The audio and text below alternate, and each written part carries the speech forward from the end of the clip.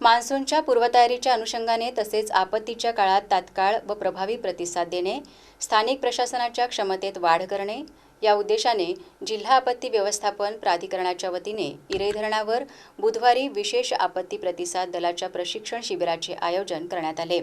यावेळी प्राथमिक बचाव व शोध मोहीम, प्राथमिक उपचार, हृदय व फुफ्फुसांचे पुनरुज्जीवन, पूर्वसूचना प्रणाली आणि समुदाय जनजागृती, आपत्ती काळातील समन्वय बचाव कार्य, आपत्कालीन उपकरणांचा वापर व सुरक्षा विधी, improvise device, standards device, CPR आणि विविध प्रकारच्या बँडेज कशा प्रकारे बांधतात अशा विविध आपत्ती व्यवस्थापन विषयक माहिती देण्यात आली।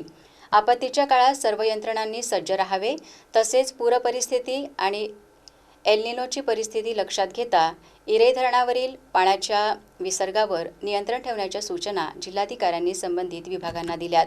प्रशिक्षणस्थळी जिल्हाधिकारी वसुमना पंत यांच्यासोबत तहसीलदार विजय पवार, नायब तहसीलदार राजू धांडे व ओंकार ठाकरे, जिल्हा आपत्ती व्यवस्थापन अधिकारी सलीम शेख यांच्यासह पोलीस आणि महसूल विभागाचे कर्मचारी उपस्थित होते। सदर प्रशिक्षण राज्य आपत्ती प्रतिसाद दल नागपूरचे पोलीस निरीक्षक दाते यांच्या नेतृत्वात पार पडले।